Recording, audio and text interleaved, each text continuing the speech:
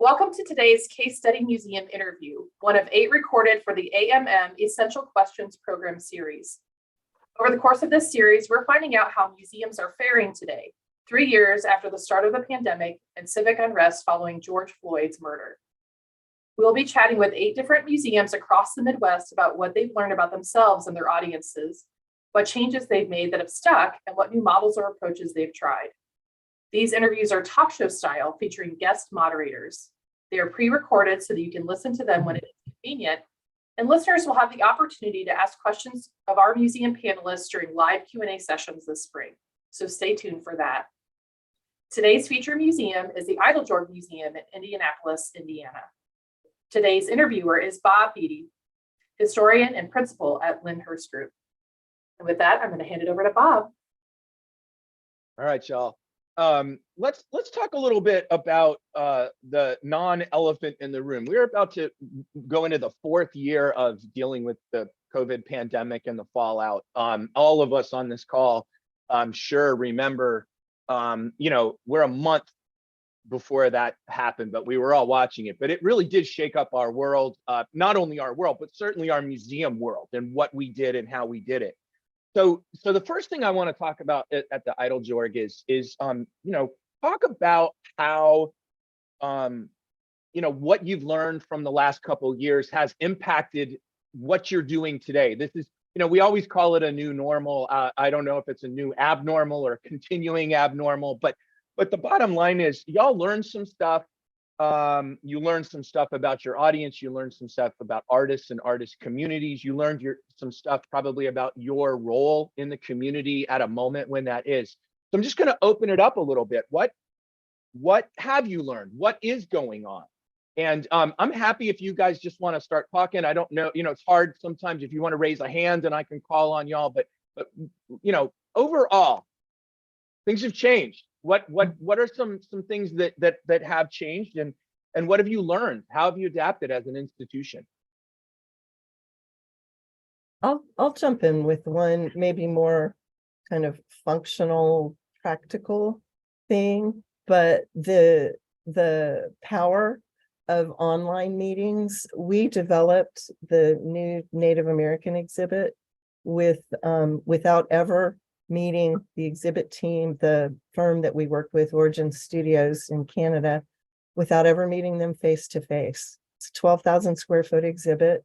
Doreen curated. It's a massive undertaking, and we were able to accomplish what we did online through meetings online. And I think that opened up a kind of a new world in that maybe you don't need to spend all those resources to meet in person, or to bring a speaker in for a program, that you can be very effective and efficient and create something wonderful and share it with your public online.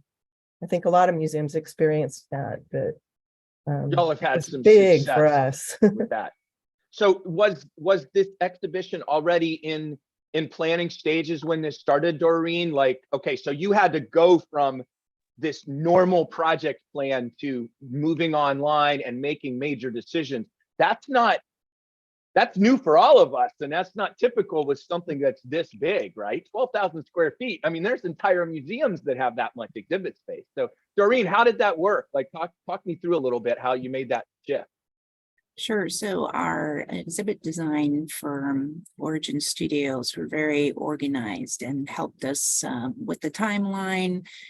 And I feel like we were very adaptable. We just jumped right in and used the technology, Zoom or WebEx or Teams, and just got in the habit of, working from home and having meetings several times a week.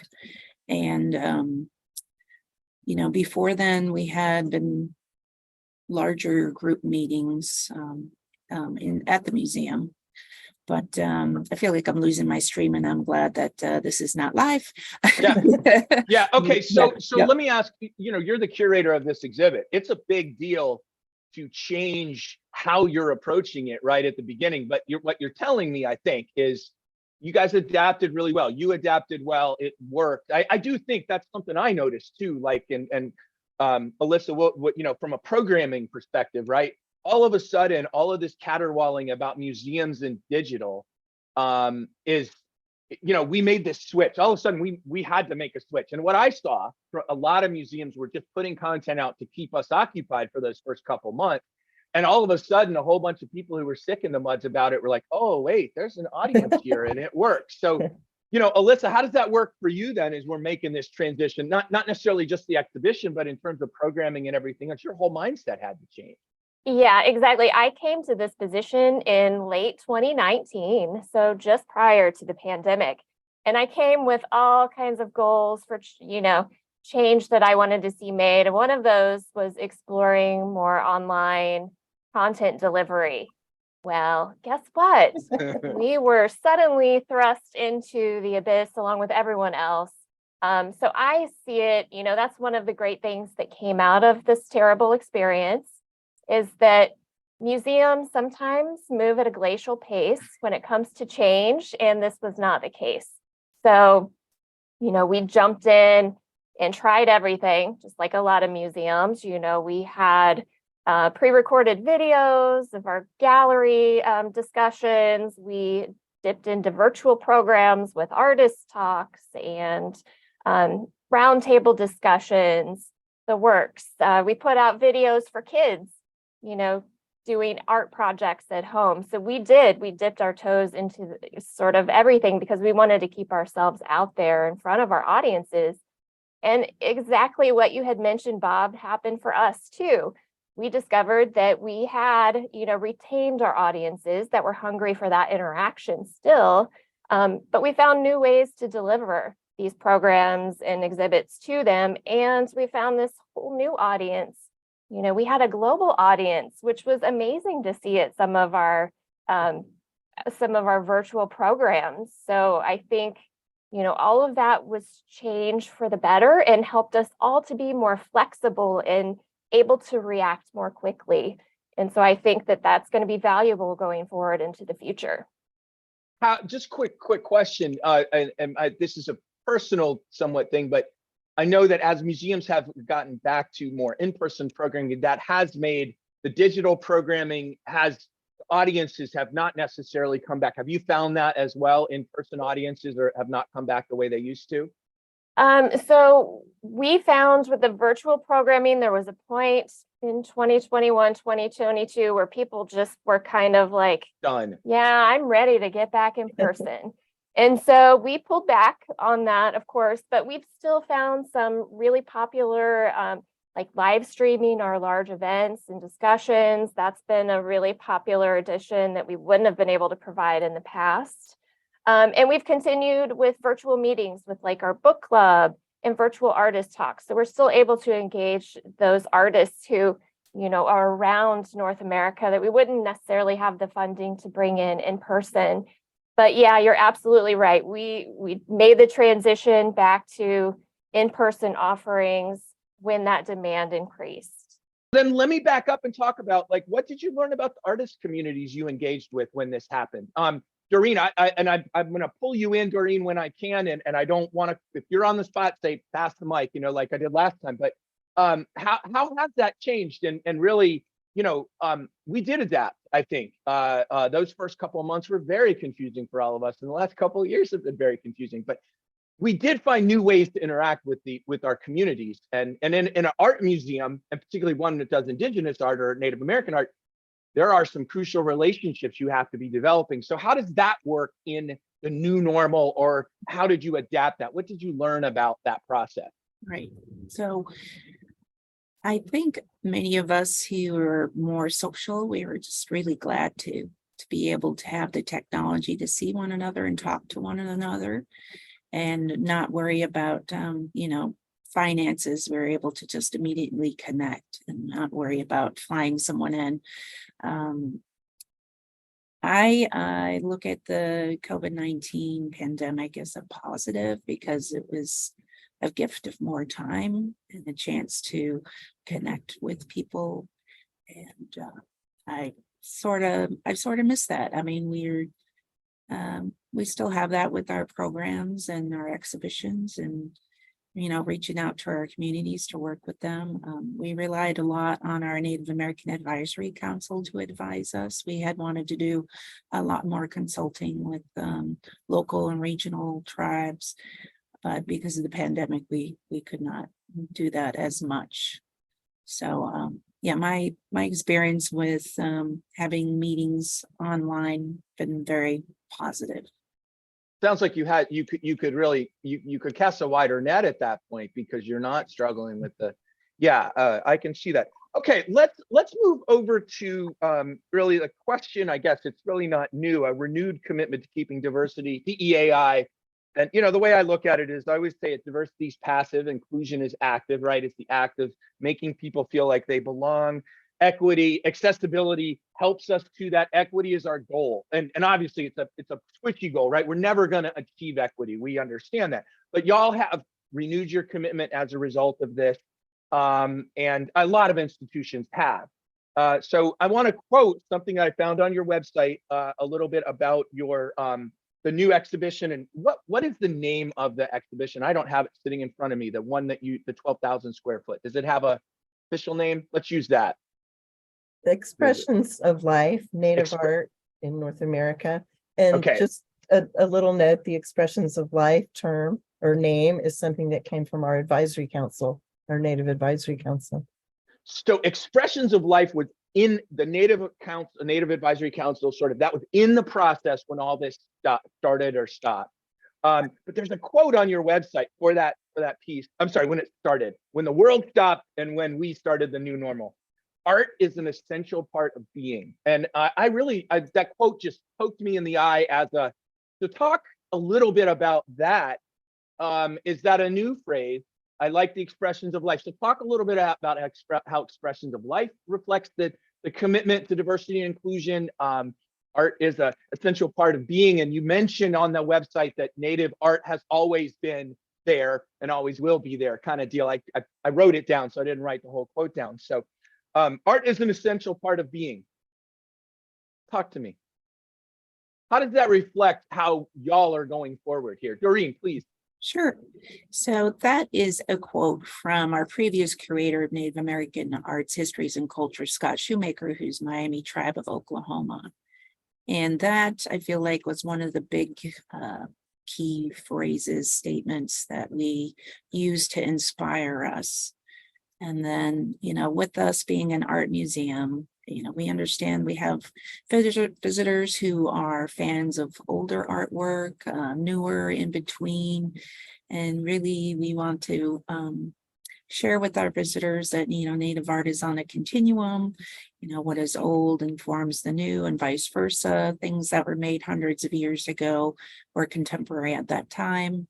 And then things made in the future, hundreds of years from now, will have roots and tradition.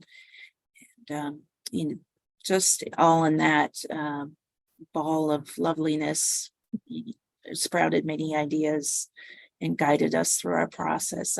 Lisa, I don't know if you wanted to share that too. You said that very, very well. I think, the idea of putting both the artist and the art central within the exhibit was paramount and differed from our previous installation, which I think we may be talking about that a little bit later on.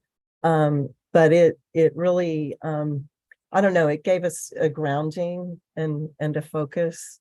And I think the message comes through in the exhibit that was created, that art really is an essential part of being.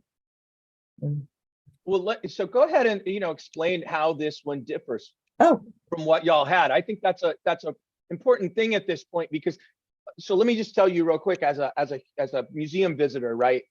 I need art explained to me a little bit so I can see it. I need it interpreted. Art on a wall does not cut it for me. So knowing about the artist and what that person is doing with their art is a vital part of Bob's understanding, right? So, but I also know that's not necessarily how we have done things in the art world, certainly not how we've done things in the history museum world either. So you made a change. What is that like, and why and how? And talk a little bit about that. So before, the Eiteljorg is going to be 33 years in June. The Native American galleries hadn't changed much, with the exception of doing a more localized focus on the local Native peoples of Indiana in 2002. So the galleries were presented through geographic range, and we obviously that is no longer appropriate, or it's kind of related to outmoded thinking of like 20th century, earlier 20th century, presenting Native peoples as just groups.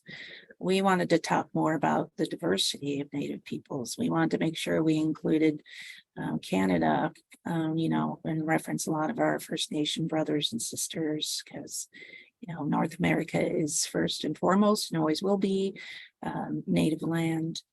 And so we wanted to discuss the exhibit, the art, through themes, and we developed 3 themes of relation, continuation, and innovation. And I could probably talk forever about those 3 different themes. I don't want to get us off topic, but I feel like with this exhibit, we really wanted to provide voice for Native peoples to tell their own stories, because they are the authority of their own stories. And that's something we're very cognizant of, especially when we do our DEAI work. Oh, go ahead. No, I was continue. just going to add that with the older exhibit, you didn't really get a sense of living people, contemporary Native people. It was pretty devoid of the people and of artists. There was contemporary work in the older gallery, but no connection to the artists or the stories of the people who created the art. And so that was something that was a big change and a big emphasis for us.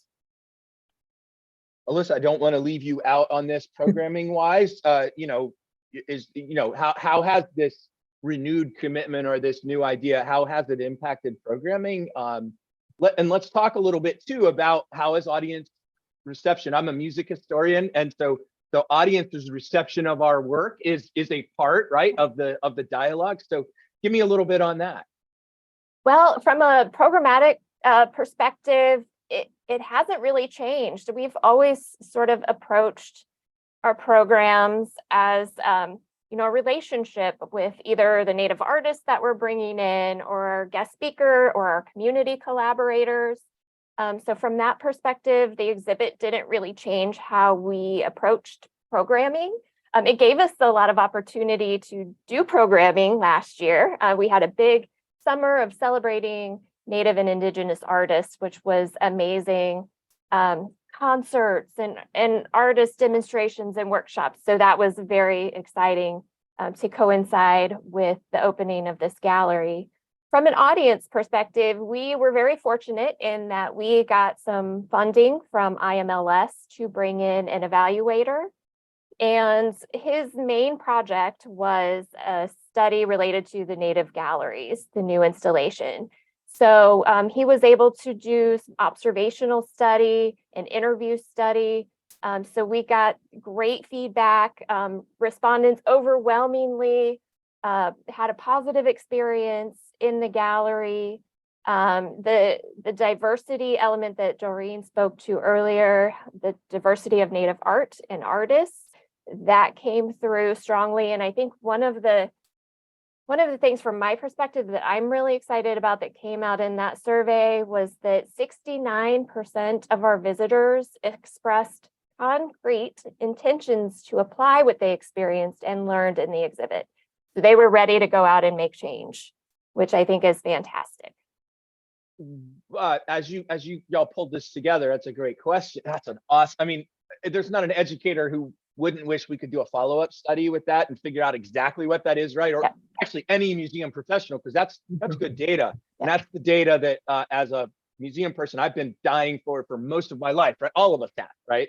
But that's a good number to start with. Was that a curatorial decision, I should say, or an institutional decision to approach the work that way, rather than to approach the exhibit? and I'm not talking programs at this point, but when y'all approached exhibits before, was it more, okay, we're just going to put stuff here and hope people learn it, but you have an intention that they're going to do something with this regarding this topic?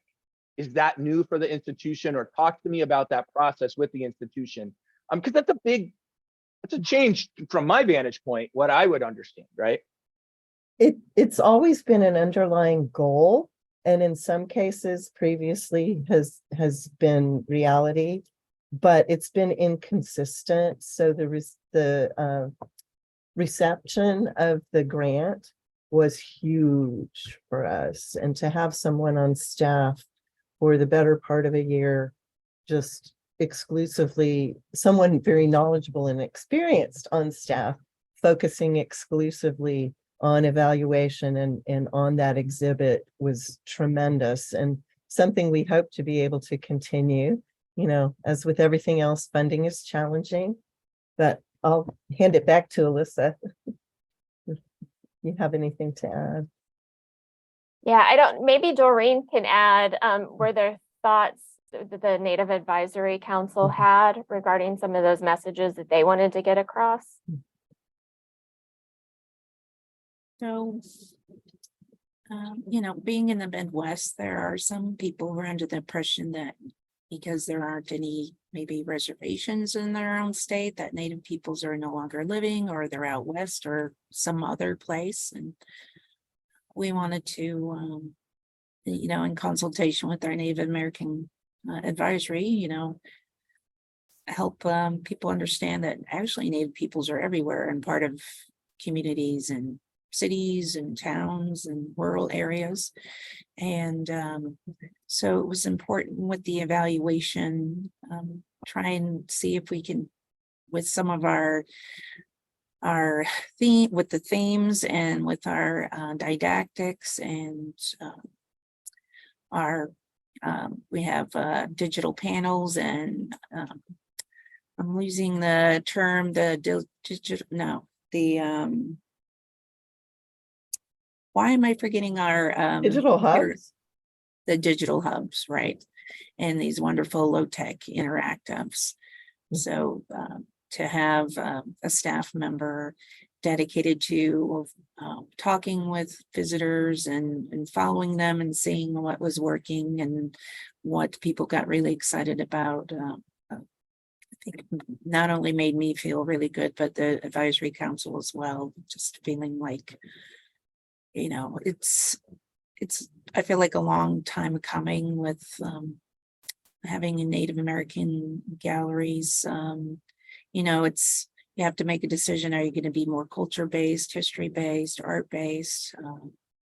As a Native person, generally, you're more or less, whether you want to or not, teaching people about your own culture or history. And, you know, it's just about striking a balance, I think. Doreen, I want to highlight that because I think that's a really important point that you just made, that is something that Native people deal with when you come into these institutional spaces, is that I have to inform, you know, and it's not I have to, but that is what happens. And it is part of when you interact with other cultures and you listen and you do the exchange. But by the same token, I know what you're saying is so many of our visitors, so many of our staff, myself included, right? We just don't have a real deep understanding of the Native experience and how wide it is. And I've noticed that with regard to institutions, is we are alive, we are contributing, and this is what that is. And that seems to me to be a really important part of these exhibitions, at least from my perspective broadly. And it sounds like that was an intention you guys took to this exhibition. It definitely was an intention, because, you know, when well, not everyone's going to experience this, but per se, when you are creating a new exhibition and something that is so large as 12,000 square feet and so important and central to the mission and represents a large part of your permanent collection, and you feel like, you know, there's all this time and energy dedicated, a lot of money raised, you want to try and get it all right. So it's very heartening to me to know that visitors, 69% felt like they learned something and they wanted to share with their friends and family. And I feel like we'll have people coming back and spending more time. Now, I built in rotations for the light sensitive artwork. So, every few months there's, similar things, but different that will be on exhibit. And, we'll always have something going on upstairs, program related as well. So I feel like as an institution, we're very pleased that people are happy and engaged with the new exhibition.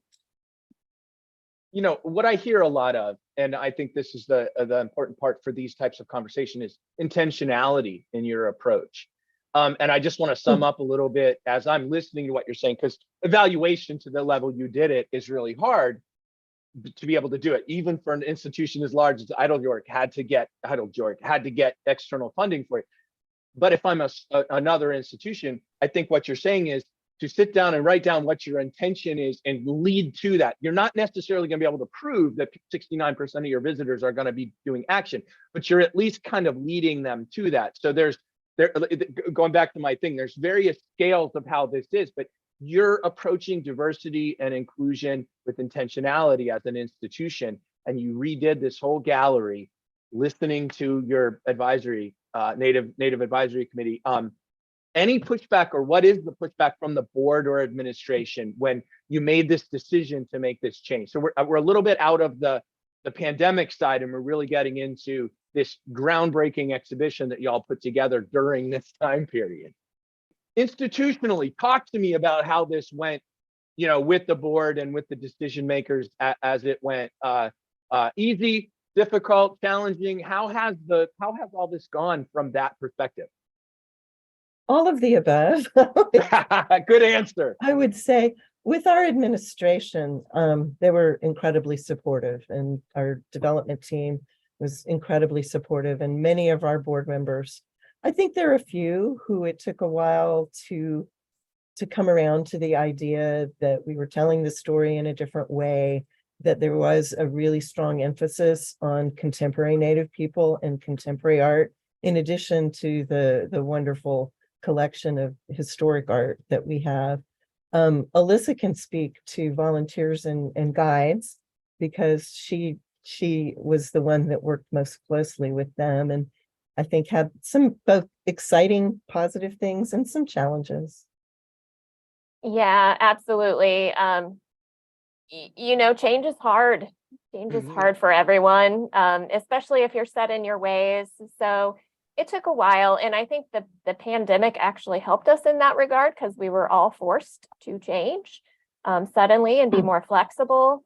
So, with our volunteers specifically, I think once they saw that gallery in all of its glory and had a chance to really dive in, any fears they might have harbored were alleviated. I think that it just took getting in there to see truly what was available in the gallery. And they really appreciate all of the different perspectives that are included in those digital hubs, in the videos. You hear directly from these artists about their experiences. And that's part of, our training that we have incorporated all along in our guide training, our volunteer training. But to see it in action in the gallery, I think just took it to a whole nother level for them. So we got their buy-in. Yeah. Doreen? We opened the galleries in tandem with our 30th anniversary of our annual Indian Art Market, and there were some artists who are part of our market who had artwork in the exhibition, and it was just amazing to hear them say, "Oh my gosh, wow, I'm in the exhibit, and my family's here," and or they post about it. Our evaluator did a lot of talking with the artists who were visiting, and other people who were coming just for the celebration of the new galleries and for the market. And I feel like one of the proudest things of the exhibition for me is the fact that we're talking about living artists and supporting living artists. Like actually showing and living and supporting the artists through our annual Indian art market. And, talking about, we have these older items that are not, their names were not recorded because at the time they were collected, that wasn't a priority, but now things are changing, and it's really important to purchase art from living artists and to record not only their names, but, their socials, their Insta, just to connect, and that relatability, I feel like our visitors really connect with. I have a side question, which is, how long were y'all working with the advisory committee on these concepts? How long is this whole process from when you started thinking about it until you launched the exhibit? So I was hired in October 2016, and at the time, two curators I was working with, we were already talking about the reinstall. That was just the key word, reinstall. So for many years, probably even before I got here, Alyssa, who's been here longer than I have. Yeah, go ahead. No, continue. I was just going to say the advisory council, Native Advisory Council, has been part of the museum. Certainly members have rotated on and off, but since the very beginning. So the advisory council wasn't put together just for this exhibit. It's a body that continues. And I know there were a number of things that they had been advocating for and changes that they hope to see probably before the exhibit. Planning was deep into it. So it was exciting to have the opportunity to work more closely and deeply with them. It sounds to me like each of y'all have had a pretty meaningful experience from dealing with this particular exhibition, and any of us who understand art, Western American art, or Native, like, you are changing how we do things by taking this approach. So the final question will sort of go for home. Like, if you could talk to other museum professionals, you had some counsel for how to make similar changes or how to incorporate some of these ideas, what are some things you would share with the field in terms of, we could just talk about this exhibition, or we could talk in general about y'all's approach? Well, one thing I thought about was that progress, as Doreen and Alyssa have noted, progress can be slow, and sometimes it can be frustrating because where the institution should go, or where you'd like to see a project go, but sometimes it may take a little longer to get there. So one thing I would say is to not be discouraged, which can be hard, but even a small step forward is progress. And, I think that this exhibit has moved the needle a lot farther. And certainly the work of our DEAI council, that's a board staff council, has begun to be applied to many other areas of the museum. But it's the pace of progress, as you noted yourself, Bob, museums are glacial. Yeah. But, forward movement is what's most important, even if it's slow. So Excellent point. And I would just add, from my perspective, I would say, just jump in. The timing's never going to be right. The wording, that you're putting together is never going to be perfect. You're never going to have enough resources. Don't let those things hold you back, especially when you're talking about building relationships with different communities. Reach out and just know those relationships take time to build, and be willing to listen, and be willing to give over some of the power that you have in your role in the museum and the institution to others in your community. I think that goes a long way in building trust and the long-term relationship. Excellent. Doreen, you got some build on those, or your own? Sure. So I think working with any kind of group you might not be familiar with or who represents a small portion of your collection, just be really transparent and open and inviting. Feed people. That goes a long way. We all have a lot in common, more than we think. You know, we all love food. We all love family. We all love art. You know, some maybe not all the same. You know, maybe people like older things more than newer things, or maybe they don't know yet what they like. But just reach out to community members and, you know, just say, hey, we're trying to do this and love for you to participate. And yeah, I just feel like being very honest and open, and it's a good thing. Yeah, you've mentioned transparency, and you know, it's a thread that kind of continues throughout, and it's an issue not just with Native communities, but it's a huge issue, obviously, with this one because of history, right? But I often use the term stewardship as an open hand, not the closed fist. What is it, you know, we can do? And you are, as an institution, stewarding these resources on behalf of a lot of different constituencies. It's not just Indianapolis, right? You're a national institution that covers an international story if you're adding all of North America to it. And so transparency is an important part. Was there, and I'll sort of leave with this, was there some challenge with that? Or how have you overcome those challenges with your community? Think about it just for a bit in terms of transparency. I know, for example, when I used to work with African-American community in the South, right, there was always a reluctance at first for the African-American community to come work. And when I was a young man and I was a little bit, well, I didn't understand it quite as well as I do now, right? I was like, wait, I'm sincere. I know what I'm doing, but that's not the case. There's a way to approach this. You've had a long track record with this advisory council. And they clearly are comfortable with the direction y'all have gone and what you're doing. So how are you staying transparent? Like, how does that, and maybe I've just done a whole soliloquy that doesn't matter, but talk about transparency. How does that matter in this issue, in this regard?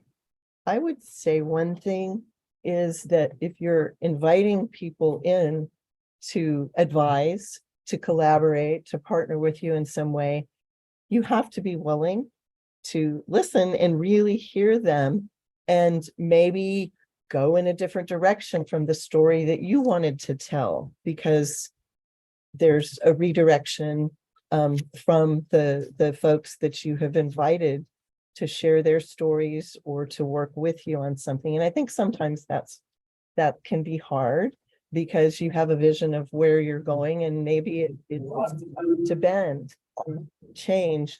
But if you've made the commitment to transparency and to working with community, working with advisory council and collaborators, then you have to be willing to listen to what they're saying in a big way.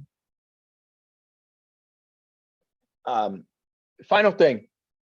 What problems are you still? No, that's excellent. That was excellent. No, it summed it up real well. What are some things y'all are still working on? I said, guys, I'm trying to scrub that stuff. I say y'all more than that, but what are some things y'all are working on now? Are there some things that you still haven't cracked that you're doing? Because it is good for folks to see, hey, even the Eiteljorg struggles with, and I'm not telling you to, you know, share your dirty laundry, but you clearly have captured something.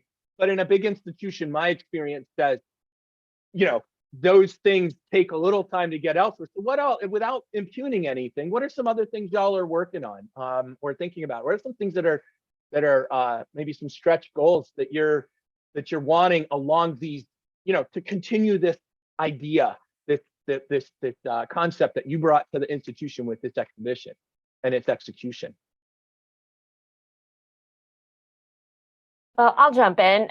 From the evaluation standpoint, there were, you know, obviously we all love the exhibit and it's near and dear to our hearts and it's fantastic and, you know, high scores all around. But no, in all seriousness, there are some things that we need to work on to go back and say, okay, our visitors aren't understanding this concept that we were trying to convey here. How can we rework this in a way to get these points across?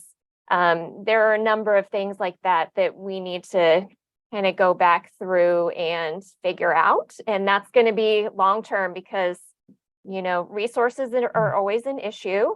And some of those fixes are quick and easy, and others are going to be more long-term. So taking that next step there, I would say would be something that we would work toward. Anything else for, you know, for the good of the order with that? I would add one other thing that we have, Alyssa really has overseen some very successful community events over the years, in particular, celebration of Juneteenth and a Day of the Dead celebration in usually late October, right before the event. And that celebration last year brought in, I think, our largest audience ever of 5,000 people. So clearly there's community interest and support because the events are developed in collaboration with partners. And but why aren't we having opportunities to engage with those communities throughout the year?